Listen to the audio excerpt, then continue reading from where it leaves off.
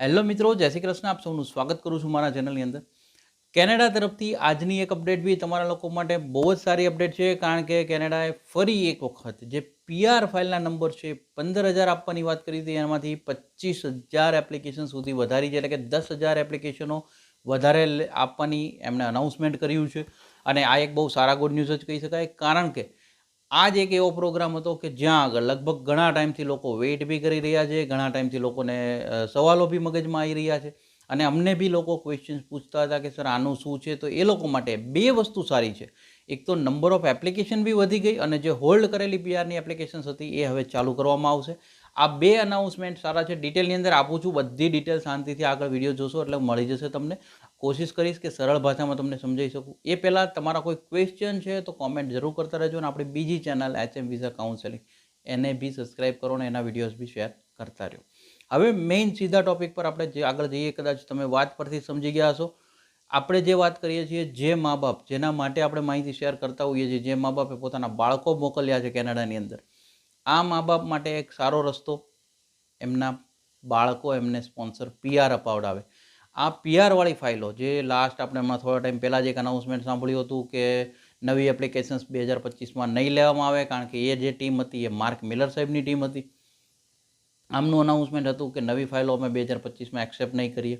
Only 2024ની સુધીની જે pending ફાઇલો છે એમાંથી 15,000 એપ્લિકેશન્સ આ વખતે જૂની ફાઇલોમાંથી અમે સ્પોન્સરવાળી જે ફાઇલ છે, પીજીપી ફાઇલો કહેવાય છે, પેરેન્ટ્સ એન્ડ ગ્રાન્ટ્સ, પેરેન્ટ્સની જે સ્પોન્સરશિપ હોય છે, એ ફાઇલો અમે ક્લિયર કરશું. હવે તો કે ન્યૂ ઇમિગ્રેશન ટીમ આવી ગઈ છે, રેચલ બેનદયાલની ટીમ છે. આમણે પહેલી જ એક ગુડ ન્યૂઝ પેરેન્ટ્સોને એટલે કે મા બાપને આપી છે. સૌથી પહેલી 15,000ની જે વાત હતી એ કેપિંગ વધારી અને આ વર્ષે 25,000નું અનાઉન્સમેન્ટ કરવામાં આવ્યું છે કે 25,000 જેવા પીજીપી સ્પોન્સરની અંદર ફાઇલો આવશે. પહેલી સારી ગુડ ન્યૂઝ. બીજી ગુડ ન્યૂઝની જો વાત કરું તો પહેલાં એવું અનાઉન્સમેન્ટ આવ્યું હતું કે જૂની ફાઇલો એટલે કે 2020થી 2024 સુધીની ફાઇલો છે એમાંથી જ 15,000 સિલેક્ટ કરવામાં આવશે.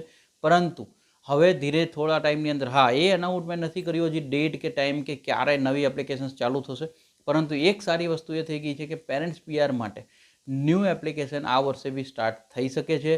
એ એક અનાઉન્સમેન્ટ આપ્યું છે એમણે, અને કઈ ડેટ આવશે, જેવી ડેટ આવશે યા જ્યારે બી એપ્લાય કરવાનું ઓપન થશે ત્યારે અમે તો ઇન્ફોર્મ કરવાની કોશિશ કરતા જ રહીશું. પરંતુ અત્યારે ફાઇનલી બે ગુડ ન્યૂઝ મા બાપ માટે, કારણ કે ઘણા મા બાપના બાળકો અત્યારે ત્યાં પીઆર હશે, સિટીઝનશીપ હશે, અને જેવો આ પ્રોગ્રામ 2020થી લગભગ નહોતું ઓપન થઈ રહી એટલે ત્યારબાદ આ બધા અનાઉન્સમેન્ટ આવ્યા.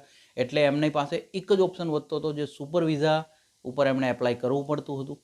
અને પેરેન્ટ્સ પીઆરવાળા જે હતા એ પેરેન્ટ્સો એટલે કે મા બાપને વેઇટ કરવો પડતો હતો. તો ફાઇનલી એ લોકો માટે એક સારું સોલ્યુશન આવી ગયું છે, એક સારા અનાઉન્સમેન્ટ આવી ગયા છે કે હવે કેનેડા એ ઓપન કરવા બી જઈ રહ્યું. એટલે કે જે લોકો નવા એપ્લિકેશન કરવી હશે એ લોકો બી કરી શકે. એની સિસ્ટમ તો તમને ખબર જ છે. જેમના બી બાળકો પીઆર અથવા સિટીઝન હોય છે એ લોકોએ એક એમનું યુઆઈ એટલે કે ઇન્ટરેસ્ટ એમને શો કરવાનો હોય છે. લકી ડ્રો દ્વારા એમનું સિલેક્શન થશે, એ લોકો એમના મા બાપને સ્પોન્સર કરી શકશે. સિસ્ટમ જે છે એ આજ રાખવામાં આવી છે, પરંતુ ન્યૂ એપ્લિકેશન જે 2025માં નહોતી ખુલવાની એ ખુલવાની આશા અત્યારે ઓપન થઈ ગઈ છે. બીજી વસ્તુ કે કેપિંગ વધ્યું છે એટલે ચાન્સીસ બી વધશે, અને વધારે મા બાપની અંદર વધારે મા બાપને સ્પોન્સર મળી શકે છે. અમારી પાસે જે બી માહિતી આવી એ બંને એટલી સરળ ભાષામાં તમારા સુધી પહોંચતી કરવાની કોશિશ કરી છે. જો તમને માહિતી સારી લાગી હોય ને, એક લાઇક કરી દેજો. બીજો કોઈ ઓપિનિયન, અમને અમારા રિગાર્ડિંગ કંઈ ક્વેશ્ચન, અમારા રિગાર્ડિંગ કોઈ ઓપિનિયન આપવો છે તો બી કોમેન્ટ કરતા રહેજો, કારણ કે તમે વડીલો કેવા હો, તમે જે સલાહ આપો છો એ અમારા માટે સારી જ હોય. કદાચ ઘણી વખત અમુક કોમેન્ટ, અમુક વડીલ ખીજાઈ બી જાય છે કોમેન્ટની અંદર, અમુક લોકો ક્યારેક બીજી વાતો બી કરતા હોય છે. પણ ઠીક છે, હવે તમે વડીલ છો એટલે તમે કહો એ અમે તો બાળકો કહેવાય એટલે અમારે સાંભળવી પડે. એટલે એ કોઈ વાંધો નથી.